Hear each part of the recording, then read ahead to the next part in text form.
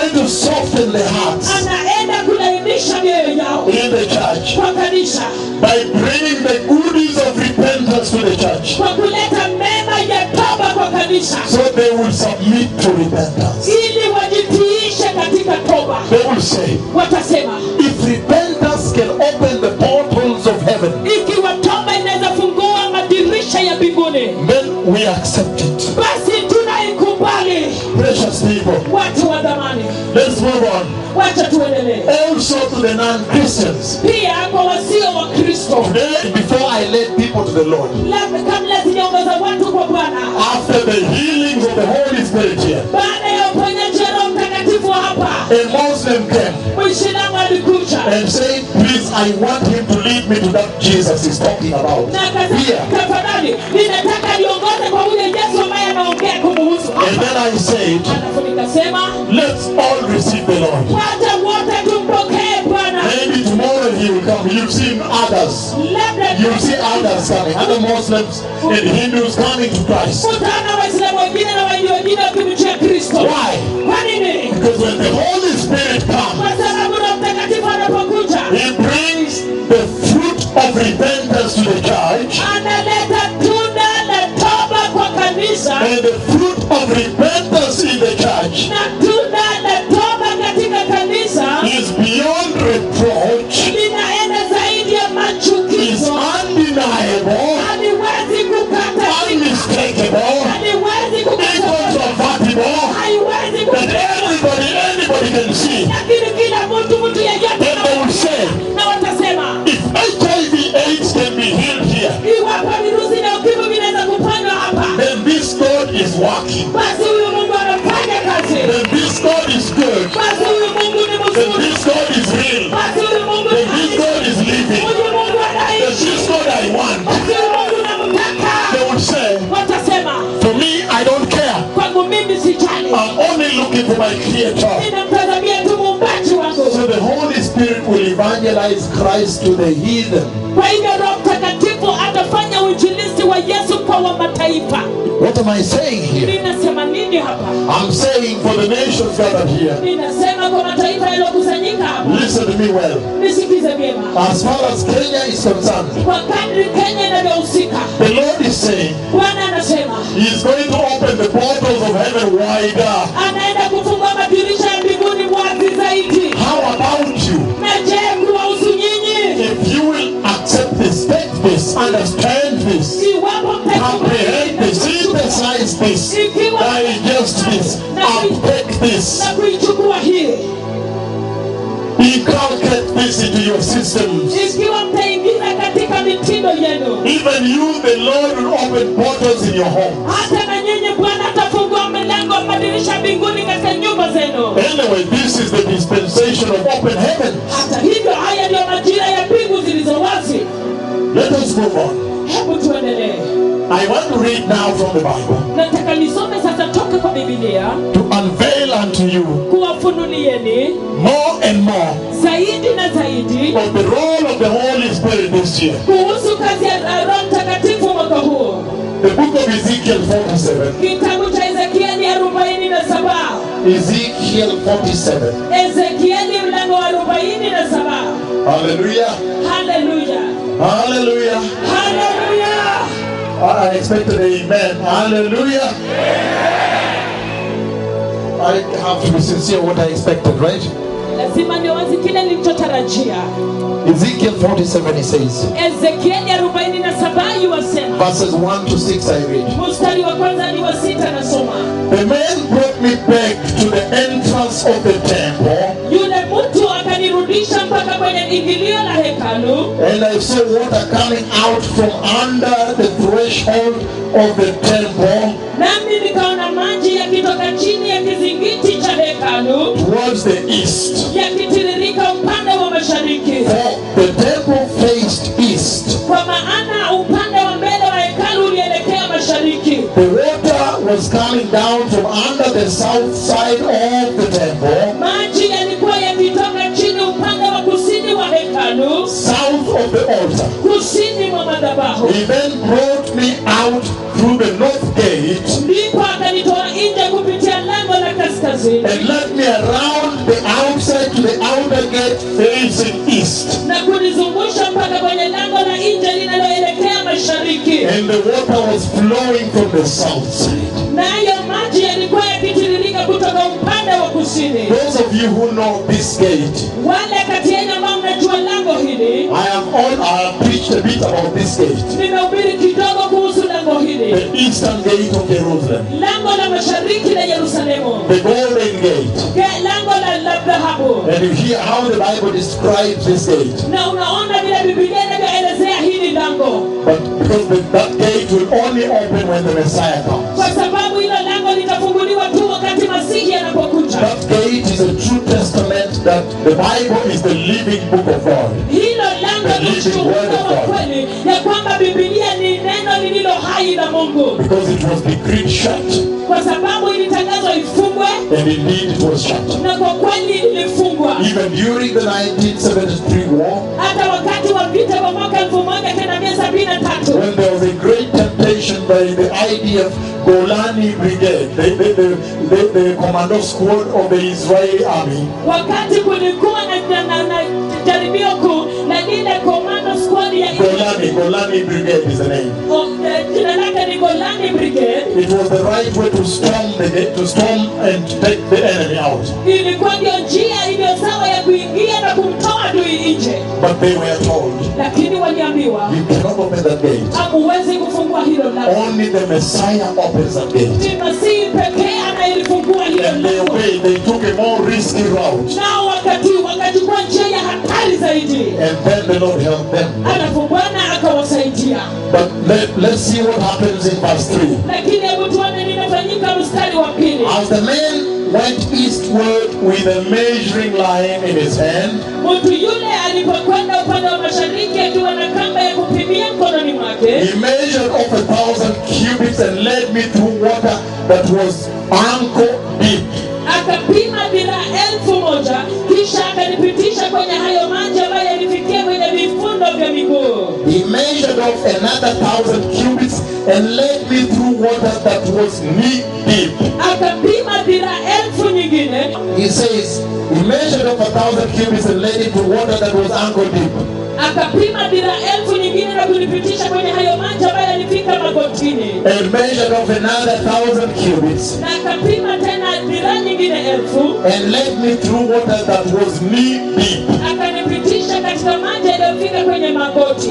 He measured off another 1,000 cubits Akapima dhiraa nyingine 1,000 and led me through water that was up to the waist. na kunipitisha kwenye hayo maji ambayo yalifika kiunoni. He measured off another 1,000 cubits. Akapita tena dhiraa nyingine 1,000. But now it was a river that I could not cross Lakini wakati huu alikuwa ni mto ambao sikuweza kuvuka. because the water had risen and was deep enough to swim in. Kwa kuwa maji yalikuwa na kile kirefu ambacho ni cha kuogelea. A river that no one could cross. Mto ambao hakuna mtu yeyote ambaye angeweza kuvuka.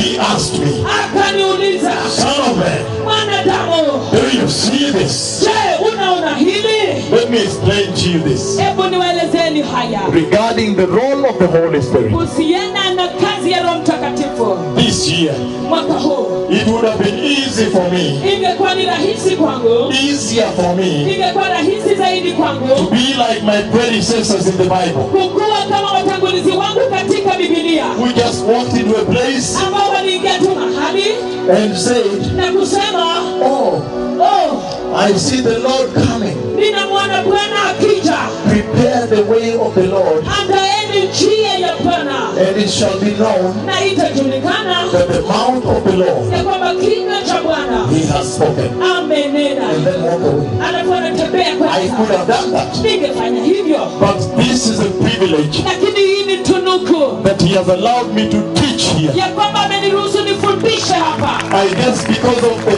criticalness of the dispensation, Na kisia ni kwa sababu ya udharura wa majira, unyeti wa majira, the criticalness of this dispensation. unyeti wa majira haya. But listen to what Ezekiel is talking, what the Holy Spirit is talking about in Ezekiel 47. Lakini sikiza kile ambacho Roho Mtakatifu anaongea kukihusu katika Ezekieli 47.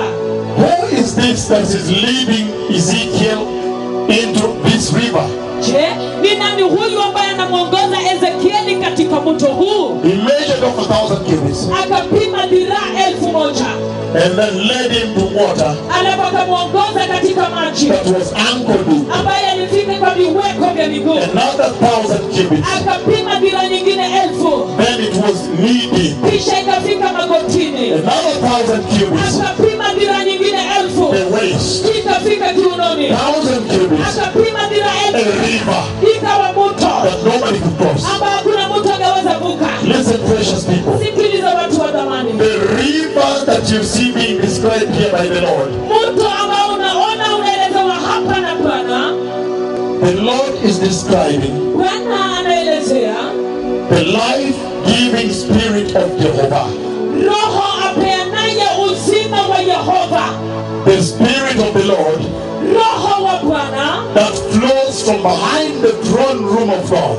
anayetiririka kutoka nyuma ya kiti cha enzi cha Mungu. And he's describing the propensity, the capacity, Na anaelezea kiwango. the capacity of the church Anaelezea kiwango cha kanisa to receive from on high. ya kupokea kutoka juu. Let me help you here. Hebu niwasaidie hapa. When he began, Wakati alipoanza shallow, ilikuwa ya chini, deeper, ilikuwa ikienda and ndani deeper and na deeper. kuzidi kukua ya vilindi na vilindi. And so how does that relate to this year? Na kwa hivyo je, hiyo inahusianaje na mwaka huu? To the role of the Holy Spirit this year? Na hii kazi ya Roho Mtakatifu mwaka huu. Listen, precious people. Sikiza watu wa thamani. The Lord is saying Bwana yuwasema that this year, ya kwamba mwaka huu for the churches, kama kanisa, for the body kwa mwili that will obey the instructive of God utakaotii maagizo ya Bwana and the instruction of the Lord right now in the church na maagizo ya Bwana sasa hivi kanisani is none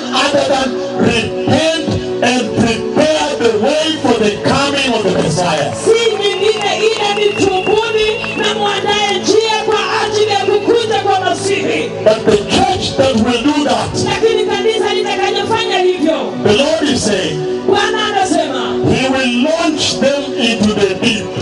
atawatumbukiza kwa vilindi zaidi. Let me explain to you better. Hebu niwaelezeni bora zaidi. When you drive from Tel Aviv or from Haifa Wakati unaendesha gari kutoka Haifa and you go through Tel Aviv na unapitia Tel Aviv and you're driving to Beersheba, na unaelekea you Beersheba, will see a change in vegetation utaona mabadiliko katika mapando na mimea. from where it is greener in the north Kutokea pale ambapo ni kijani kibichi katika sehemu ya kaskazini, in Haifa, for example, kule Haifa kwa mfano, as you go towards the Negev desert, unapoelekea jangwa la Negevu, then you now encounter the desert gradually, a harsh desert. alafu sasa unakutana na jangwa ambayo ni kali sana, pole pole, A harsh desert. jangwa kali. But listen to this now. Lakini sikiza hapa sasa, You are also able to notice the change in vegetation. pia unaweza kuona mabadiliko katika mimea na mapando. The more you move south Unapozidi kusonga kusini from the wet north kutoka katika kaskazini iliyoloa towards the dry south, ukielekea kusini iliyokavu, the Negev desert, jangwa la Negevu, then you will find at one point basi utapata kwa wakati mmoja you reach a desert unafika jangwani where only the olive tree can grow. ambapo ni mti wa mzeituni pekee unaweza kumea, Dry. pakavu, But only the olive tree can grow now. lakini ni mti wa mzeituni pekee unaoweza kumea sasa. Why? Kwa nini? If you go to the Mount of Olives, Ukienda kwa mlima wa mizeituni the rock, it is rock, stone. ni mwamba, mawe. When you check it, Wakati unaiangalia you see the olive tree is growing. unaona mti wa mzeituni unamea. Listen, precious people. Sikiza watu wa thamani, The olive tree mti wa mizeituni takes a long time to establish. inachukua muda mrefu kuimarika. The olive fruit Tunda la mzeituni takes a long time to ripen. inachukua muda mrefu kuiva. The olive fruit that is ripe Tunda la mzeituni lililoiva takes a long time to exude the oil. You have to crush and crush and crush and crush. linatumia muda mrefu sana kutoa mafuta, lazima uponde na kuponda na kuponda. That speaks of the resilience of the olive plant. Hiyo inaongea kuhusu uvumilivu wa mti huu wa That's mzeituni. why in the desert they grow. Ndio sababu On the rock they are growing. kwenye mwamba zinamea. What is the capability they have for growing? Je, ni uwezo gani iliyonayo ya kuiwezesha kukua? They are able to launch their roots deeper. Inaweza kupeleka mizizi yake ndani kwa vilindi. And if the olive fruit, the olive oil, Na ikiwa tunda hili la mzaituni, mafuta ya mzaituni, is the biblical symbolism of the flow of the anointing of the Holy Spirit, ndiyo ishara ya kibibilia ya utiririko wa Roho Mtakatifu, then the Lord is saying in this scripture, basi Bwana yuwasema katika andiko hili, from ankle deep kutoka kwa viweko vya miguu to the knee deep, mpaka kwa magoti ya to the miguu waist, mpaka kiuno to a river, mpaka kwa mto, He's saying anasema that the Holy Spirit of God kwamba Roho Mtakatifu wa Mungu is able to launch the church anaweza kulieneza kanisa to the extent kwa kiwango that the church kwamba kanisa can now withstand linaweza sasa kuvumilia the wilderness of repentance jangwa la toba that we have entered in as the body of Christ. ambalo tumeingia kwenda kama mwili wa Kristo. Let me continue here. Hebu niendelee hapa. What do I mean by wilderness of repentance? Inamaanisha nini katika jangwa la toba? The days are evil, Siku ni za uovu the time is short. na muda ni mfupi. That means Hiyo inamaanisha these are the days hizi ndizo siku when if the church ambapo ikiwa kanisa is not well rounded, well grounded, well embedded, well launched, halitakuwa limewekeza mizizi, limeimarika, limesimama vizuri, she can be swept away by the darkness. linaweza kufagiliwa mbali na giza, The forces of darkness nguvu za giza of this dark world. na ulimwengu huu wa giza. Listen to me, precious people, Nisikize watu wa zamani very carefully here. kwa umakinifu zaidi hapa. Again, Tena you can see in Ezekiel 47, waweza kuona katika Ezekieli 47 he says, anasema, I will pour into the church nitamimina kwa kanisa the life of God.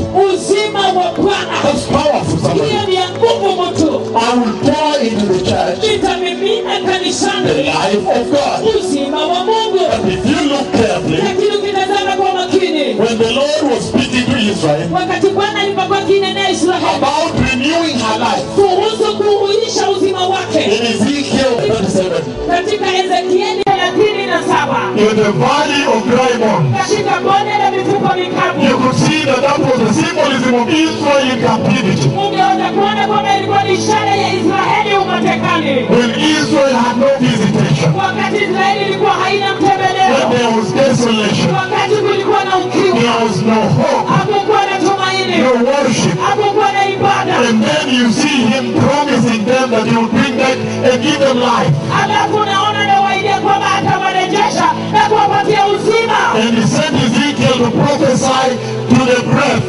Naye akamtuma Ezekieli akaitabirie to the four winds, katika upepo ine, to the four winds of the earth. katika upepo ine ya dunia. He went to prophesy to the breath. Akaenda kuitabiria pumzi.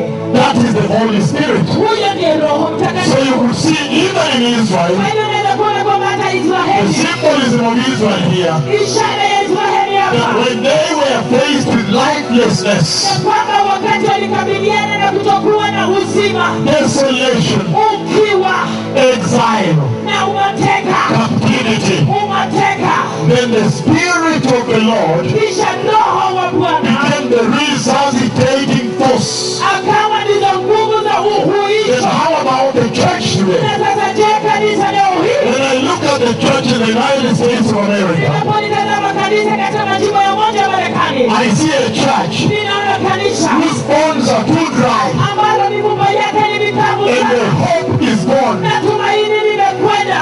I see a church Ninaona kanisa that is desolate. ambalo lina ukiwa. I see a church Ninaona kanisa that now is involved in malpractice ambalo sasa linafanya vitendo visivyofaa to make up for the shortage. ili kufunika ile upungufu. Marketplace, Mahali pa soko, selling things, vikiuza vitu, false prophets, manabii wa uongo lying to them. wakadanganya. In Europe the same. Kuna Uropa ndivyo I hivyo. see homosexuals in the US anointed. Ninaona mashoga kule US wakipakwa mafuta. I see homosexuals in Europe being anointed to be pastors. Ninaona mashoga kule Uropa churches, ninaona makanisa yanayokubali ushoga. I see a dry bone. Ninaona mfupa mkavu. The dry bones in Europe. Mafupa makavu ya The Uropa. dry bones I see in the US. Mafupa mkavu ninauona I Marekani. see dry bones in Australia Ninaona mifupa mikavu Australia. and in the nations of Africa. Na katika mataifa ya Afrika. So the Lord is saying, Kwa hiyo Bwana yuwasema, at the time when the tent is destroyed, kwa wakati ambapo hema limeharibiwa, as it was with Israel, jinsi ilivyokuwa na Israeli, as he promised to renew the breath, to bring back life, to resuscitate the nation, the army of God. jinsi alivyoahidia kulirejesha taifa, kulihuisha, kulipatia pumzi, kuinua taifa, kulinua jeshi la Bwana. So will it be with the church this year. Vivyo hivyo ndivyo itakuwa na kanisa mwaka But the huu. Lord is going to remember the dead church Ya kwamba Bwana ninakukumbuka kanisa lilokufa and renew the life of God into the church. na kuhuisha uzima wa Bwana kanisani. Only the life-giving Spirit of the Lord Ni Roho apeanaye uzima wa Bwana can bring the life of God into the church. anaweza kuleta uzima wa Bwana And kanisani. what does the life of God do in the church? Lakini je, uzima wa Bwana unafanya nini We kanisani? know that the life of God is immortal. Tunajua kwamba uzima wa Bwana ni wa The milele. life of God is imperishable. Uzima wa Bwana The hauharibiki. life of God is incorruptible. Uzima wa Bwana haufisadiki. And that means Basi hiyo inamaanisha that this year, ya kwamba mwaka huu for those who will be blessed enough kwa wale watakaobarikiwa to tosha see the open portals, kuona madirisha yanafunguka, when the life of God flows into the church, wakati uzima wa Bwana unatiririka the kanisani, Spirit of the Lord, Roho wa Bwana He will bring ataleta immortality in the church. kutokufa kanisani, He will bring immortality into the church. ataleta kutokufa kanisani, Imperishability in the church. kutokuharibika kanisani, Incorruptibility in the church. kutokufisadika He kanisani. is going to remove decay, in other words. Anaenda kuondoa muozo, kwa maneno mengine. What does it mean to remove decay? Je, inamaanisha nini kuondoa That muozo? means He's going to change the value systems of the church. Hiyo inamaanisha anaenda kubadilisha mitindo ya zamani ya That kanisa, the church may now focus on the immortal, ya kwamba kanisa sasa lipeleke kwa yasiyokufa, on the incorruptible, kwa yale yasiyofisadika, on the imperishable. kwa yale yasiyoharibika. In other words, Kwa maneno that mengine, the church may now focus on eternity. kwamba kanisa liutazame umilele. This year, Mwaka huu 2012, mwaka 2012, for those who will be blessed enough kwa wale watakaobarikiwa tosha to be visited kutembelewa before the Messiah comes. kabla ya kuja kwa Masihi. Listen, precious people. Sikiza watu wa zamani. In other words, Kwa maneno mengine, the Holy Spirit flowing in the church Roho Mtakatifu ametiririka kanisani by changing the value system kwa kubadilisha dhamani za mitindo this year mwaka huu, from corruptible to incorruptible, kutoka kwa kufisadishwa mpaka kwa kutokufisadishwa, from perishable to imperishable, kutoka kwa kuharibika mpaka kwa kutokuharibika, from mortal to immortal. kutoka kwa kufa mpaka kwa kutokukufa. That means Hiyo inamaanisha He is going to bring the wisdom of God into the church. anaenda kuleta hekima ya Bwana kanisani. But what is the wisdom of God in the church? Lakini je, hekima ya Bwana kanisani ni ipi? In the book of Job 28:28, Katika kitabu cha Ayubu 28:28 He says, Behold, anasema, tazama, it is the fear of the Lord ni kumcha Bwana, that is wisdom. hiyo ndio So hekima. in other words, Kwa hiyo kwa maneno mengine, the children of God, watoto wa Mungu, the sheep of Christ, kondoo wa Kristo, this year, mwaka huu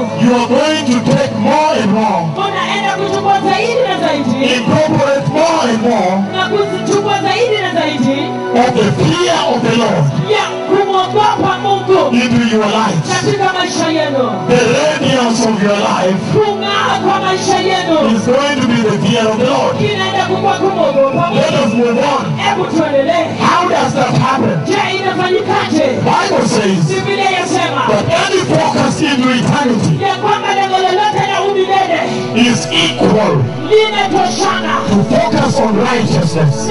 na kulenga katika uhaki, Because only righteousness kwa sababu ni haki peke yake lasts forever. inadumu milele.